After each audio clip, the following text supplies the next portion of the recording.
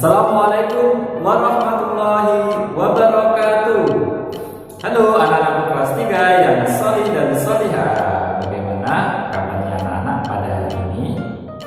Para doakan anak-anak sehat selalu ya, dan selalu menjaga kesehatannya. Baik, sebelum kita memulai pembelajaran tematik pada hari ini, marilah kita berdoa bersama-sama. Before we start our activity today, let's pray together. Pray begin. Sikap berdoa. Bismillahirrahmanirrahim. Amin. Baik anak-anakku yang sholih dan sholihah, sebelum kita memulai pembelajaran pada hari ini, Pak Robi ada tepuk, namanya tepuk teladan. Silakan anak-anak ikuti dengan seksama. 1, 2, 3. Tepuk teladan. Teladan.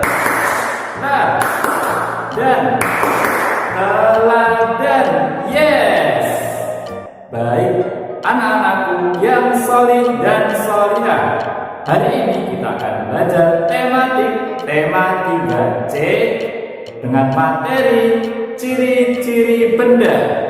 Silakan anak-anak siapkan buku paket tematik tema 3C dan juga alat tulisnya.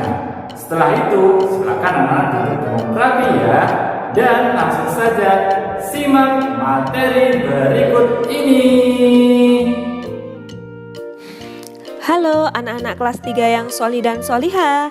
Hari ini kita akan belajar tentang ciri-ciri benda. Materi tema 3 subtema 1. Nah anak-anakku, setiap hari kita melihat aneka benda di lingkungan sekitar. Bahkan kita menggunakannya setiap hari loh. Ada yang ukurannya besar, kecil, panjang, dan pendek. Lalu apakah benda itu? Benda adalah segala sesuatu yang menempati ruang dan mempunyai massa atau berat. Nah yang selanjutnya kita akan belajar tentang jenis-jenis benda. Jenis benda yang pertama yaitu ada benda hidup. Contohnya ada manusia, hewan, dan tumbuhan. Jadi yang termasuk benda hidup adalah seluruh makhluk hidup. Yang kedua adalah benda tak hidup, yaitu ada buku, pensil, kemudian ada almari, kursi, dan lain sebagainya. Nah yang selanjutnya kita akan belajar tentang sifat fisik benda. Yang pertama, benda memiliki sifat yaitu memiliki ukuran. Benda di sekitar kita pasti memiliki ukuran, baik ukurannya besar, kecil, panjang, dan pendek. Perhatikan gambar. Nah ada kursi yang berukuran besar dan ada kursi yang berukuran kecil. Sifat fisik benda yang kedua yaitu memiliki bentuk. Benda di sekitar kita ada yang berbentuk lingkaran, segitiga, kotak, dan lain sebagainya. Perhatikan gambar, ada almari yang berukuran kotak dan ada bola yang berukuran lingkaran. Sifat fisik benda yang ketiga yaitu benda memiliki warna. Benda di sekitar kita juga memiliki warna bermacam-macam. Ada warna merah, kuning, hijau, dan lain sebagainya. Perhatikan gambar, buku berwarna merah dan buku berwarna ungu. Yang selanjutnya kita belajar tentang ciri-ciri benda. Ciri-ciri yang pertama yaitu benda mempunyai massa. Semua benda memiliki massa atau berat. Massa atau berat benda dapat diukur dengan cara ditimbang. Ciri benda yang kedua yaitu menempati ruang.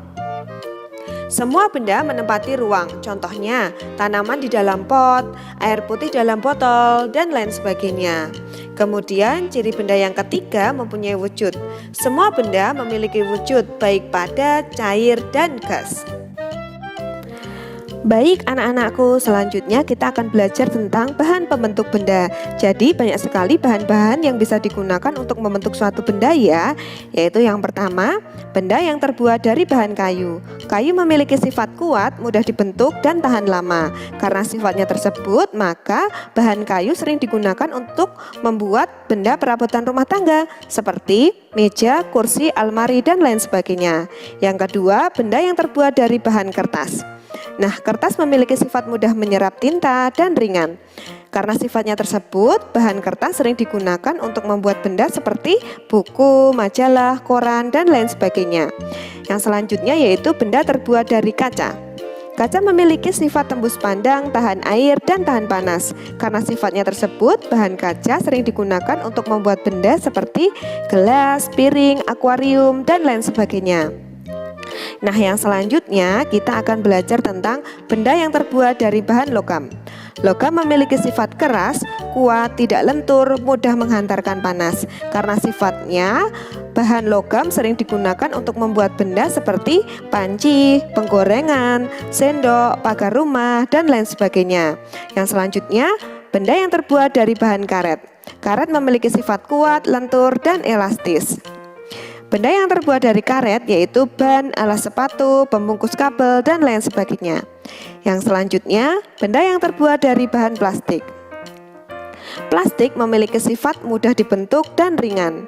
Benda yang terbuat dari plastik yaitu ember, gayung, tempat sampah, botol, mainan, dan lain sebagainya. Selanjutnya kita belajar tentang proses pembuatan benda dari kayu. Amatilah gambar berikut.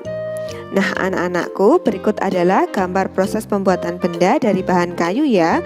Perhatikan gambar tersebut dengan seksama. Jika sudah memperhatikan gambar, selanjutnya adalah bacalah teks berikut. Proses pengolahan kayu dimulai dari penebangan pohon di hutan. Hutan yang dapat ditebang pohonnya adalah hutan produksi. Setelah ditebang, hutan tersebut akan ditanami kembali. Batang pohon yang sudah ditebangi disebut kayu gelondongan. Kayu gelondongan diangkut menuju tempat penggergajian kayu. Di tempat inilah kayu dibelah menjadi beberapa bagian. Misalnya ada kayu yang dibuat papan dan ada juga yang dibuat balok kayu dengan ukuran tertentu. Pembelahan kayu dilakukan dengan menggunakan gergaji mesin sehingga prosesnya lebih cepat. Papan dan balok kayu hasil penggergajian ini biasanya dijual kepada para perajin kayu. Mereka kemudian memanfaatkannya sebagai bahan pembuat furnitur. Setelah menjadi barang yang siap digunakan, perajin kayu dapat menjualnya langsung kepada pembeli atau toko furnitur. Nah, anak-anak, berikut adalah teks yang sesuai dengan gambar proses pengolahan bahan kayu menjadi suatu benda. Nah, selanjutnya kita akan belajar tentang proses pembuatan kertas. Amatilah gambar berikut. Nah, anak-anak, berikut adalah proses pembuatan kertas. Perhatikan dengan seksama ya. Jika sudah memperhatikan gambar, kita akan membuat teks berdasarkan gambar. Yang pertama-tama, pohon ditebang menghasilkan kayu gelondongan. Kayu gelondongan kemudian dibawa ke pabrik kertas. Kayu dikupas kulitnya dan dipotong-potong menjadi kecil-kecil. Potongan kayu dimasukkan ke dalam tangki raksasa untuk diproses menjadi bubur kayu atau pulp. Pada tahap selanjutnya, pulp diberi warna. Pulp kemudian dimasukkan ke dalam mesin pembuat kertas. Setelah itu, kandungan air dalam kertas dihilangkan dengan mesin pres. Setelah kandungan airnya hilang, lembaran kertas digilas untuk mendapatkan ketebalan yang diinginkan. Kertas yang sudah kemudian digulung menjadi gulungan-gulungan besar. Gulungan ini kemudian dipotong menjadi gulungan-gulungan kecil atau lembaran kertas. Nah, anak-anak, berikut adalah teks penjelasan dari proses pembuatan kertas. Baik anak-anakku, selanjutnya perhatikan gambar berikut. Nah, berikut adalah benda-benda yang terbuat dari bahan plastik ya. Tentu anak-anak sudah mengenal ya, dan banyak di rumah menggunakannya ya. Nah, anak-anakku, plastik dapat diubah menjadi berbagai benda. Plastik memberikan banyak manfaat, akan tetapi plastik juga dapat menimbulkan masalah loh. Plastik membutuhkan waktu yang lama untuk terurai secara alami. Untuk mengurangi sampah plastik, maka bijaklah dalam menggunakan plastik. Nah, bagaimana caranya? Yaitu dengan gerakan 4R. Apa itu 4R? Yaitu yang pertama, reduce, yaitu mengurangi penggunaan plastik. Misalnya, membawa bekal makanan menggunakan kotak makan. Kita berusaha mengurangi penggunaan plastik untuk membungkus makanan. Nah, selanjutnya reuse, yaitu memanfaatkan kembali sampah plastik. Contohnya, kita dapat menggunakan kembali plastik belanjaan kita untuk membawa barang belanjaan berikutnya. Yang ketiga, yaitu recycle, yaitu mendaur ulang sampah plastik. Caranya yaitu gelas plastik bekas dapat diolah menjadi pot tanaman atau tempat pensil. Sedotan plastik dapat digunakan untuk membuat barang kerajinan juga loh. Nah, selanjutnya yang keempat adalah replace. Replace adalah mengganti benda sekali pakai dengan benda yang dapat dipakai berkali-kali. Nah, contohnya mengganti penggunaan styrofoam dengan kotak makanan atau bekal ya. Nah, baik anak-anakku, selanjutnya adalah tantangan. Silakan anak-anak mengerjakan kuis yang tersedia di web elearning.sekolahteladan.sch.id. Bunda yakin anak-anak bisa mengerjakan dengan baik karena di teladan semua anak itu hebat. Terima kasih anak-anakku, semoga ilmunya bermanfaat. Nah, anak-anakku yang solih dan solihah, tadi anak-anak sudah menyimak materi tentang ciri-ciri benda.